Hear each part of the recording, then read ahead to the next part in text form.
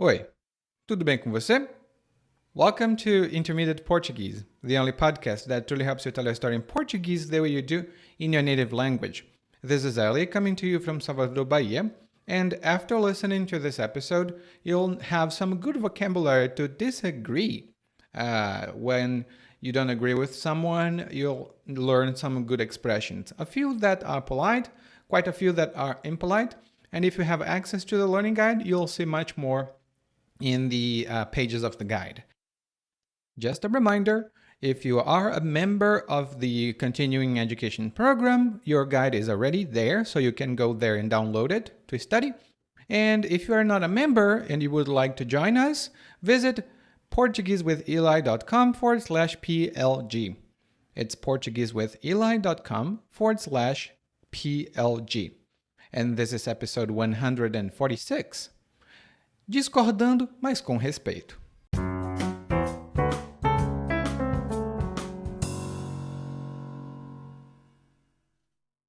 Caríssimos, acabo de passar os olhos pelo documento que o Clayton redigiu e, embora acredite que tenha lá seus méritos, vou ter que divergir. Não acredito que a empresa Rebimboca S.A. precise focar neste momento na aquisição de novos clientes, quando o problema mesmo reside no fluxo de caixa. Não acham melhor rever esse plano? Ainda dá tempo. No aguardo de uma resposta, Patrício. Caro Patrício, pode até ser que você tenha razão, mas não vejo a questão dessa maneira. Se você tiver observado bem, o valor médio de compras já está bem alto. Não dá para tirar leite de pedra. Se apertar demais, pode ser que haja uma debandada dos clientes para os concorrentes que operam na mesma região, numa faixa de preço mais acessível. É melhor vender para mais gente do que tentar arrancar grana de quem já deu o que tinha de dar. Clayton, compreendo que esteja preocupado, mas a Rebimboca S.A. estourou o orçamento que tinha disponível para a captação de novos negócios. A gente não pode ir nessa de se a canoa não virar, eu chego lá. Além de irresponsável, adotar essa atitude nos faz voltar à estaca zero do nosso planejamento inicial.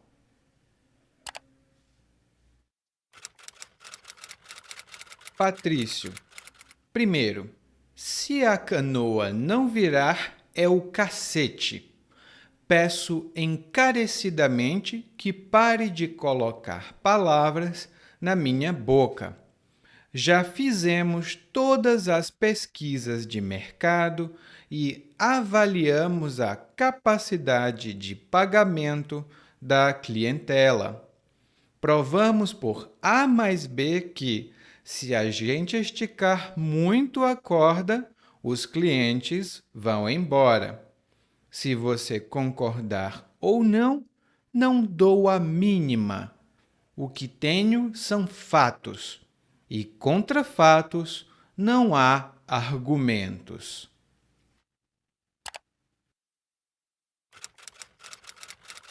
Clayton, pera lá, não é bem assim. Não precisa rodar a baiana aqui. O que estou dizendo é que, se a gente for na sua onda, a Rebimboca S.A. vai fechar as portas e o professor vai dar um 0 para o nosso trabalho. Ou você já esqueceu que isso é só um projeto universitário?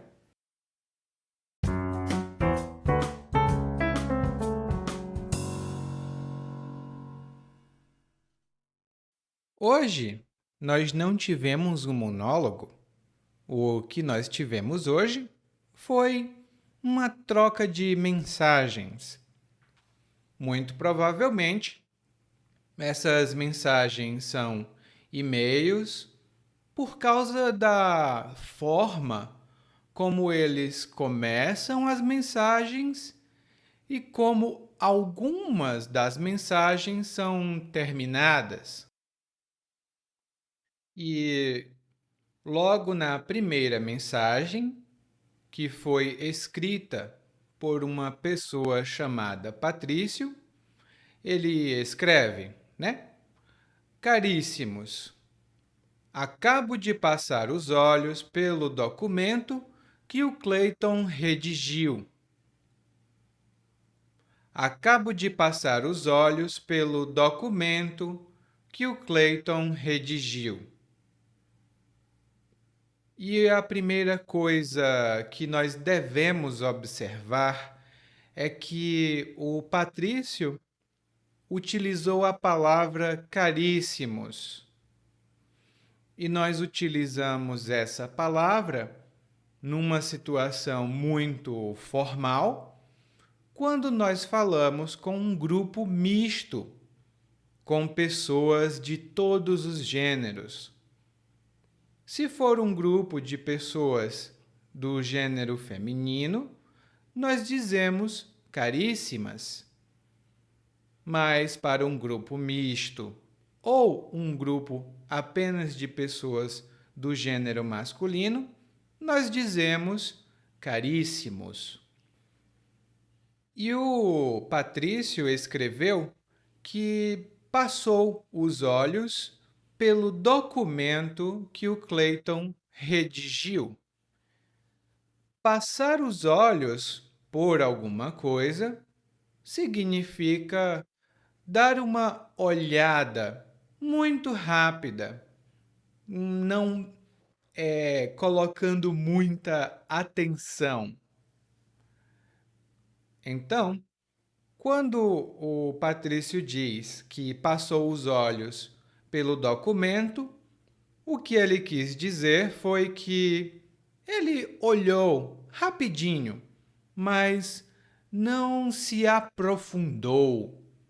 Ele não foi muito fundo no documento. E o Clayton redigiu o documento. Redigir é uma palavra mais formal para dizer escrever. Então, se eu redijo um documento, é a mesma coisa que eu escrevo um documento. Mas essa palavra é um pouco mais formal. Em seguida, o Patrício diz que o documento tem seus méritos, mas que o Patrício vai divergir do que estava escrito. E aqui nós temos dois termos interessantes. O primeiro é alguma coisa tem mérito. E quando nós dizemos que alguma coisa tem mérito, isso significa que essa coisa merece nossa consideração ou talvez o nosso respeito, porque ela é pertinente ou válida para o ponto em discussão. Então, se nós estivermos falando de aquecimento global, porque o mundo está ficando quente, e alguém disser: o mundo está quente porque as pessoas estão bebendo muito chá. Bom, não sei se isso é verdade, mas provavelmente esse argumento não tem mérito nenhum. Não vale a pena considerá-lo. E o Patrício diz que vai divergir dos pontos apresentados no documento.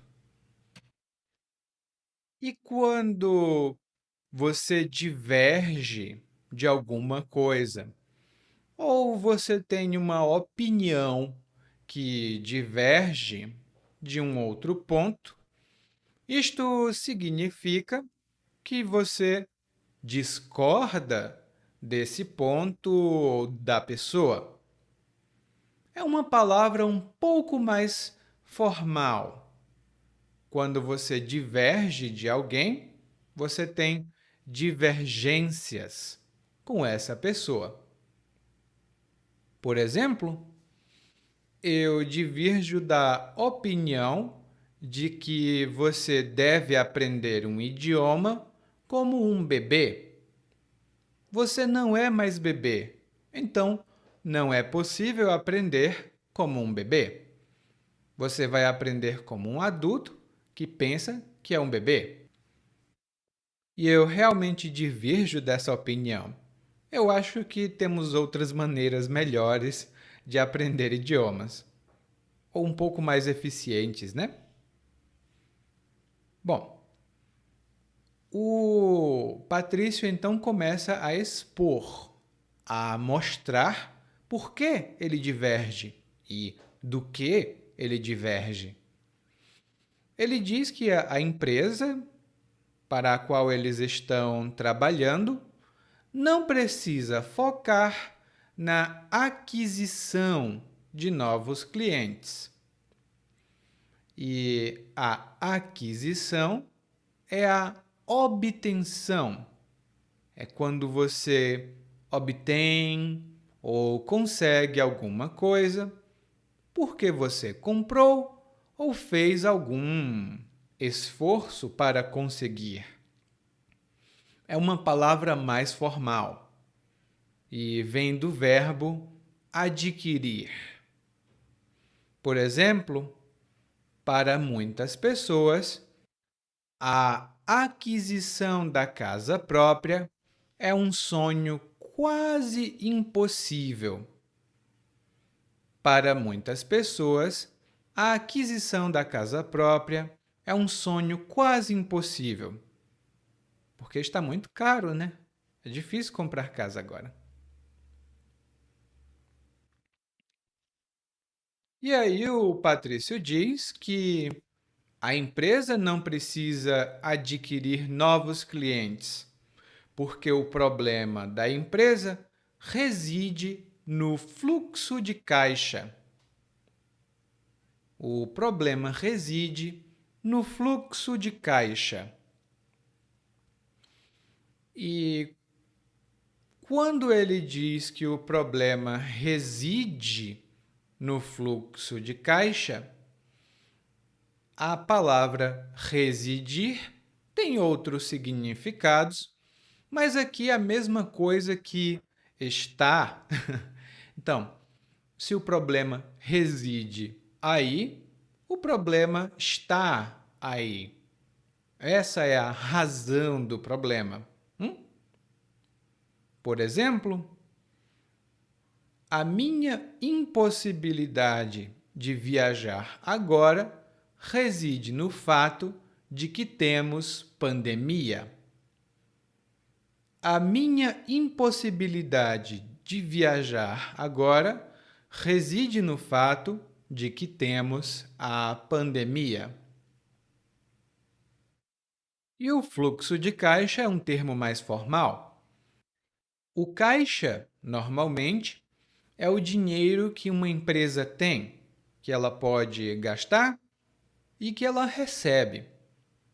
Então, o fluxo de caixa é o dinheiro que entra e que sai de uma empresa.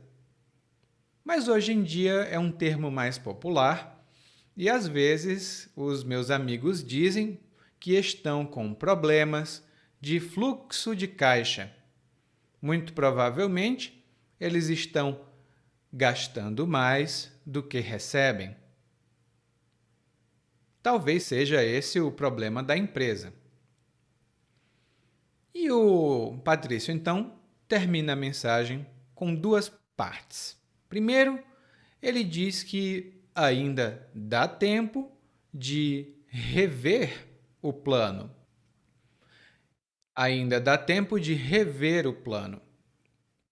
E quando a gente diz que dá tempo de fazer alguma coisa, ou dá tempo fazer alguma coisa, isto significa que ainda tem tempo suficiente para fazer alguma coisa.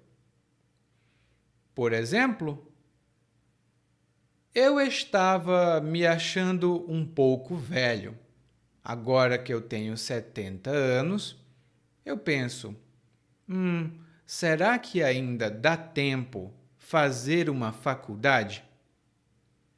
Será que ainda dá tempo fazer uma faculdade? Você percebe que eu não utilizei a preposição. Eu posso dizer também, será que ainda dá tempo de fazer uma faculdade? Mas na conversação, nós eliminamos essa palavra, de. E a minha resposta para essa pergunta é claro que dá. Dá tempo enquanto estiver vivo. E no final, o narrador termina o e-mail dele com "no aguardo de uma resposta". Essa é uma forma muito comum de encerrar, de terminar uma mensagem para a qual a gente espera uma resposta.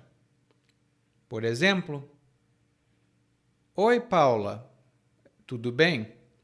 Eu estou telefonando para você para saber se você vai mesmo pegar esse trabalho. Eu estou no aguardo." Ou seja, eu estou esperando uma resposta. Lá no guia de aprendizagem, você vai ver mais algumas explicações sobre essa expressão. E aqui termina o primeiro e-mail. O próximo e-mail é a resposta do Clayton para o Patrício. E o Clayton começa a mensagem dizendo: pode até ser que você tenha razão, mas não vejo a questão dessa maneira. E aqui nós temos uma estrutura muito respeitosa e educada para discordar, para não concordar, ou para mostrar que nós temos uma opinião divergente. Pode até ser que você tenha razão, mas blá, blá, blá, blá. Mas nem sempre você precisa dizer pode até ser que você tenha razão. Eu posso falar? Pode ser que você saiba o que está fazendo, mas eu prefiro contratar outra pessoa. E aqui observe que eu sempre utilizo o subjuntivo. Pode até ser que você blá, blá, blá. E então, o Clayton continua explicando por que ele tem uma opinião diferente. E ele diz que o valor de compra já está alto, ou seja, os clientes já pagam muito. E então o Clayton diz que não dá para tirar leite de pedra. Não dá para tirar leite de pedra. E tirar leite de pedra é uma expressão muito informal que significa fazer ou realizar uma coisa impossível ou quase impossível. Normalmente é uma expressão negativa. A gente diz: não dá para tirar leite de pedra, não é possível tirar leite de pedra. E quando o Clayton diz que não dá para tirar leite de pedra, muito provavelmente é porque é impossível tirar mais dinheiro dos mesmos clientes. No guia de aprendizagem, você vai ver mais alguns exemplos dessa expressão. E aí o Clayton continua dizendo: se apertar demais, pode ser que haja uma debandada dos clientes para outras empresas que têm uma faixa de preço mais acessível. E aqui nós temos 3 ótimas expressões. A primeira expressão é se apertar demais. E quando você aperta uma pessoa, tem vários significados, mas aqui significa colocar pressão em alguém, fazer pressão em alguém, geralmente porque você quer conseguir alguma coisa. Por exemplo, eu vou apertar o Paulo até ele me dizer a verdade. Eu vou apertar o Paulo até ele me dizer a verdade. A outra expressão é debandada. E uma debandada é uma fuga, é um abandono, mas de um grupo de pessoas. Então, esse grupo foge e é tudo muito desorganizado. Por exemplo, houve uma debandada de manifestantes quando perceberam que a polícia estava usando bombas. Os manifestantes começaram a correr, gritando socorro, e eles fugiram. Foi uma desordem, um caos. E quando o Clayton está dizendo aqui que pode haver uma debandada de clientes, significa vários clientes dizem: não, está muito caro, eu não posso mais continuar com essa empresa. E vários clientes saem, abandonam essa empresa em massa. E se um cliente sai de uma empresa cara, ele pode ir para uma empresa que trabalha numa faixa de preço mais acessível. E a faixa de preço é um intervalo de preço. Não é um valor fixo, mas um intervalo. Pode ser qualquer intervalo. Por exemplo, aqui em Salvador, é possível encontrar apartamentos na faixa de preço entre R$ 100.000 e R$ 1.000.000. Essa é uma faixa mais ampla, um intervalo mais amplo, mas você pode encontrar apartamentos em toda a faixa de preço, para quem tem pouco e para quem tem muito. E aí o Clayton termina o e-mail dizendo: é melhor vender para mais gente, ou seja, é melhor ter mais clientes, do que arrancar grana de quem já deu o que tinha que dar. E arrancar significa extrair, geralmente com violência. Por exemplo, eu preciso arrancar um dente. Meu dente está doendo e não existe tratamento. Eu preciso arrancar o dente. E arrancar grana é uma maneira informal de dizer extrair dinheiro, que é o que algumas empresas fazem com a gente, né? Eles arrancam a nossa grana. E aí o Patrício escreve uma réplica, que é uma resposta a uma resposta.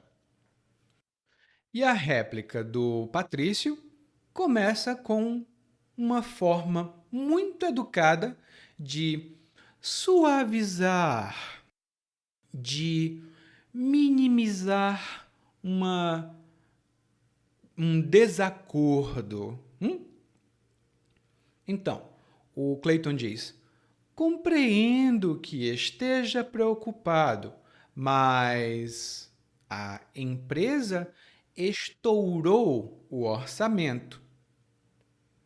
Compreendo que blá blá blá, mas blá blá blá é uma estrutura muito comum para discordar de maneira educada ou de dizer que tem uma opinião contrária. Por exemplo, compreendo que seja difícil se acordar cedo para fazer exercícios, mas é muito importante para a sua saúde. Compreendo que seja muito difícil se acordar mais cedo e fazer exercícios, mas é muito importante para a sua saúde. E a outra expressão que o narrador, que o Patrício, que o Patrício utiliza ele diz que a empresa estourou o orçamento. Estourar tem outros significados que estão lá no guia de aprendizagem, mas aqui, quando nós dizemos estourar um limite ou alguma coisa que tem limite, significa que nós ultrapassamos esse limite. Nós não respeitamos o limite. Por exemplo, o prazo para entregar o trabalho era dia 20. Hoje é dia 22. Então, você estourou o prazo de entrega. Você estourou o prazo de entrega porque você deveria entregar o trabalho antes. Outra coisa que muitas pessoas estouram é o limite do cartão de crédito. Faz adeus limite. Eu já estourei o limite do cartão de crédito uma vez. Não foi uma boa experiência. E então, quando o Patrício diz que a empresa estourou o orçamento, significa que ela gastou tudo que ela podia gastar e um pouco mais. E para que era esse orçamento? Para a captação de novos clientes. E a captação é a ação de atrair e conquistar. Por exemplo, a empresa está fazendo a captação de muitos clientes por meio de propaganda. A empresa está fazendo captação de muitos clientes por meio de propaganda. E captação vem do verbo captar. A pronúncia pode ser captar, como a minha pronúncia, ou captar, como a pronúncia de algumas pessoas. E aí o Patrício continua falando, né? Ele diz: olha, eu sei que você está preocupado, mas a empresa já gastou todo o dinheiro que tinha para conseguir novos clientes. E a gente não pode ir nessa de se a canoa não virar, eu chego lá. A gente não pode ir nessa de se a canoa não virar, eu chego lá. E quando a gente diz ir nessa, e normalmente é ir nessa conversa, ir nessa história, ir nessa onda, isso significa aceitar e acreditar nessa coisa e agir de acordo com essa coisa. Por exemplo, meus amigos do escritório dizem que é importante terminar todo o trabalho antes do tempo. Olha, eu não vou nessa não, porque se eu terminar antes do tempo, vou precisar fazer mais trabalho e vou receber o mesmo salário. Então eu não vou nessa de, tem que fazer o trabalho mais rápido. Não, eu não sou o dono da empresa. Lá no guia de aprendizagem você vai ver mais algumas explicações e exemplos para essa expressão, que é muito informal e muito comum no dia a dia aqui no Brasil.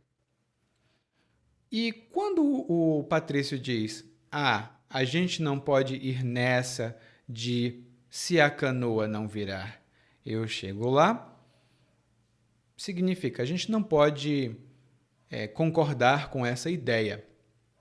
E que ideia é essa? Bom, aqui nós temos um pequeno ponto cultural. Se a canoa não virar, eu chego lá, é uma música antiga de carnaval. A gente canta: se a canoa não virar, olê, olê, olá, eu chego lá. E popularmente a gente diz: se a canoa não virar, eu chego lá. Ou seja, se não acontecer nenhum problema, eu faço o que tenho que fazer. Eu faço o que preciso fazer. E aqui no Brasil, normalmente, a gente não diz a frase toda. Por exemplo, duas amigas estão conversando, a Paula e a Fernanda. Então a Paula pergunta: Fernanda, eu estou preocupada. Você vai conseguir concluir o projeto? E a Fernanda diz: se a canoa não virar, e isso significa: se não acontecer nenhum problema.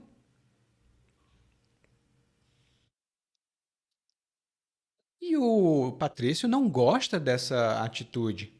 Ele tem uma opinião muito negativa sobre essa atitude. Ele diz que é uma atitude irresponsável e que adotar essa atitude faz que eles voltem à estaca zero. E voltar à estaca zero significa começar tudo de novo do começo. Provavelmente porque alguma coisa deu errado, algum problema aconteceu, então é necessário recomeçar. Por exemplo, eu montei uma empresa, fiz essa empresa crescer, mas por causa de alguns péssimos investimentos que eu fiz, perdi todo o dinheiro. Agora Estou de volta à estaca zero. Ou seja, vou precisar começar tudo de novo. E aí o Clayton veio com uma resposta que vou te contar, viu? Clayton não estava muito feliz, porque ele diz: se a canoa não virar, é o cacete. Se a canoa não virar, é o cacete, que é o que ele fala. E quando você utiliza essa expressão é o cacete depois de alguma frase, significa que você não aceita ou discorda muito fortemente de alguma coisa. Por exemplo, o chefe pergunta a um empregado se o empregado pode trabalhar no domingo. O empregado está muito irritado e diz: trabalhar domingo é o cacete, eu vou dormir. Trabalhar domingo é o cacete, eu vou dormir. E muito provavelmente o empregado vai dormir por muito tempo porque ele vai perder o emprego. Essa é uma expressão muito vulgar e desrespeitosa. Então, nós utilizamos essa expressão somente em situações mais informais. Tudo bem? Cuidado quando usar. E aí o Clayton continua dizendo: peço encarecidamente que pare de colocar palavras na minha boca. Essa fórmula, peço encarecidamente, é uma fórmula muito comum e significa eu peço, por favor, por favor, por favor. Eu insisto no que eu estou pedindo. Por exemplo, eu já pedi encarecidamente que os meus vizinhos parassem de fazer barulho à noite. Bom, eles não pararam, então eu não tenho outra opção. Eu vou chamar a polícia, porque eu já pedi encarecidamente. E o Clayton pediu que o Patrício parasse de colocar palavras na boca dele. E quando alguém coloca palavras na boca de outra pessoa, ou põe palavras na boca de outra pessoa, isso significa que essa primeira pessoa atribui ou declara que outra pessoa disse o que talvez não tenha dito. Ou é uma explicação um pouco complicada. Então, eu vou dar um exemplo.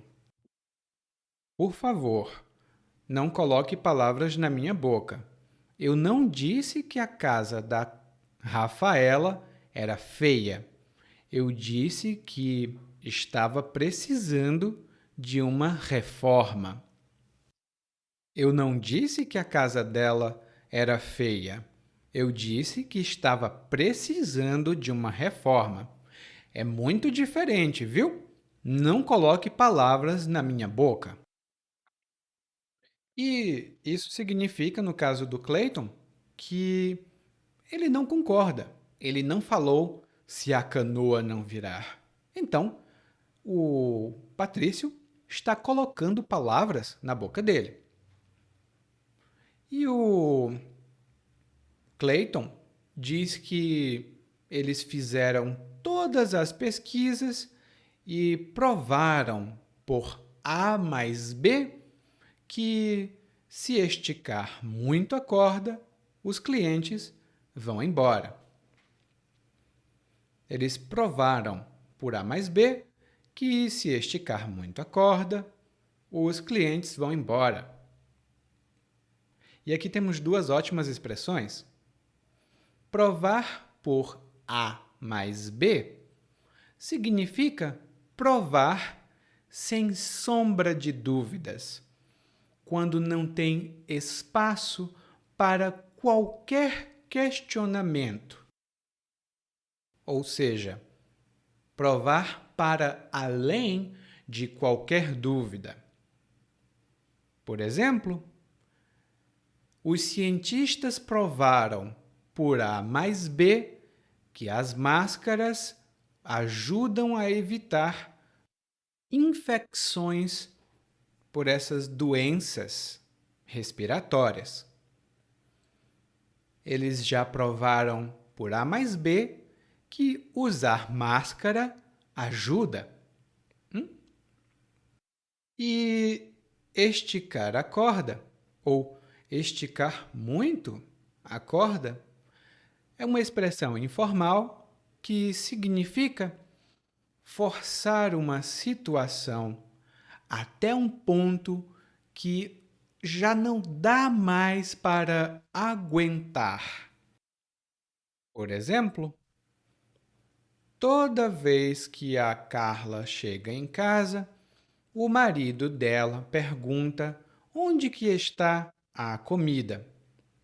A Carla trabalha fora e também cuida do filho.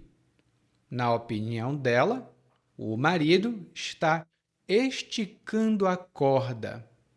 Ele está esticando muito a corda. Se ele esticar demais, ela não sabe quais serão as consequências. Lá no guia de aprendizagem, nós temos outros exemplos dessa expressão. E o Clayton, então, que já está um pouco irritado, termina o e-mail dizendo: olha, se você concorda comigo ou não concorda comigo, eu não dou a mínima. Eu não dou a mínima. Isto significa: eu não dou nenhuma importância para a sua opinião. E a expressão não dar a mínima significa não dar importância, não ligar, não se importar com algo. Por exemplo, eu não dou a mínima para o que as pessoas pensam. Eu não dou a mínima para o que as pessoas pensam. Eu vou continuar usando o meu chapéu em todos os lugares. Talvez o chapéu não seja bem aceito, mas eu não dou a mínima. E aí o Patrício envia o último e-mail, e no último e-mail ele começa dizendo: "Pera lá, não é bem assim."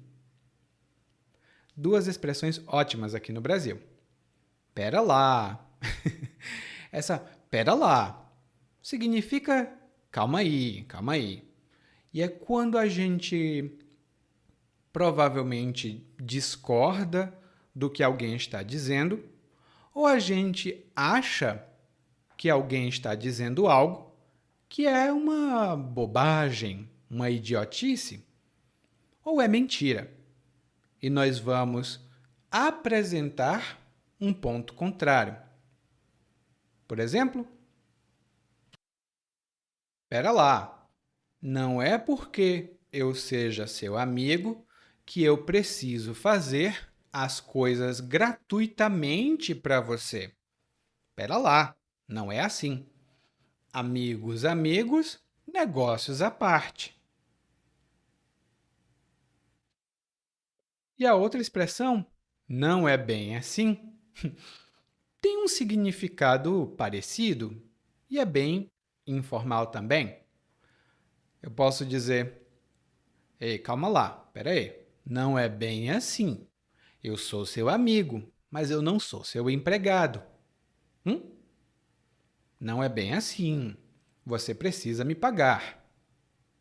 E isso acontecia muito quando meus amigos descobriam que eu sabia falar inglês. Eles diziam, me ensina inglês. E eu, mas eu sou professor. Eu preciso receber o meu salário. E o Clayton, aliás, o Patrício fala, não precisa rodar a baiana. Eu nunca. Essa é uma expressão muito engraçada e muito comum também. E quando alguém roda a baiana, isto significa que essa pessoa tem uma reação muito violenta, provavelmente ela ficou muito irritada e perdeu a paciência e começou a falar vários palavrões ou vários insultos com outra pessoa. Por exemplo, todos os dias o marido da Carla dizia que ela era preguiçosa. Mas um dia ela se cansou e rodou a baiana. Ela disse que ele era um idiota, um imbecil, um preguiçoso e, se ele quisesse comida, que fosse para o lixão, comer lixo, porque ela nunca mais faria comida para ele. O marido dela não sabia o que dizer, porque a Carla rodou a baiana. E no final, o Patrício diz: olha, se a gente fizer o que você quer que a gente faça, a empresa vai fechar as portas e nós vamos receber um zero. Porque não é um trabalho de verdade, é apenas um projeto universitário. E algumas universidades algumas faculdades de administração, contabilidade, essas faculdades têm projetos desse tipo, que os alunos cuidam de uma empresa falsa, uma empresa fictícia. Então, o que eles estão discutindo aqui não é um trabalho verdadeiro que tem um salário. Eles estão brigando sem nenhuma razão. Bom, agora nós temos nossas razões para ouvir a troca de e-mails mais uma vez, mas dessa vez na velocidade natural. Caríssimos, acabo de passar os olhos pelo documento que o Cleito redigiu e, embora acredite que tenha lá seus méritos, vou ter que divergir. Não acredito que a empresa Rebimboca S.A. precise focar neste momento na aquisição de novos clientes, quando o problema mesmo reside no fluxo de caixa. Não acham melhor rever esse plano? Ainda dá tempo. No aguardo de uma resposta, Patrício.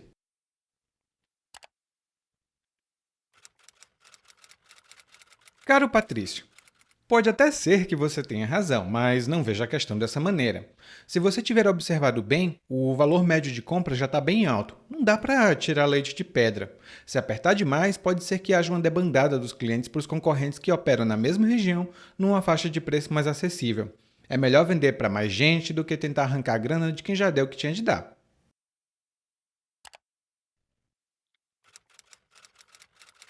Clayton, compreendo que esteja preocupado, mas a Rebimboca S.A. estourou o orçamento que tinha disponível para a captação de novos negócios. A gente não pode ir nessa de se a canoa não virar, eu chego lá. Além de irresponsável, adotar essa atitude nos faz voltar à estaca zero do nosso planejamento inicial. Patrício, primeiro, se a canoa não virar, é o cacete.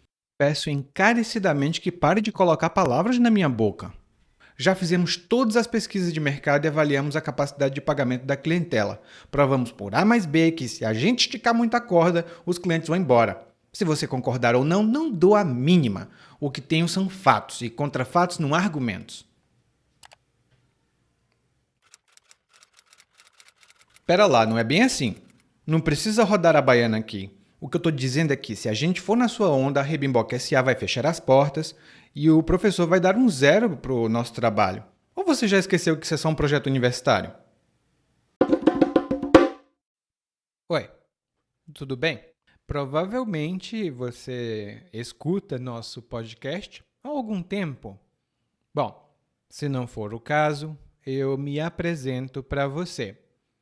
Eu sou o Eli, para Eliakim, e sou professor de português, responsável pelo podcast, pelo site portuguesewitheli.com, pelo outro site readbrazilianportuguese.com e muitas outras fontes de conteúdo para aprendizes de português que, como você, querem falar e entender o português brasileiro. Se você gostar desse podcast, você pode fazer uma avaliação do nosso podcast no Apple Podcasts. Você pode fazer a sua avaliação e isso ajuda muito. Obrigado.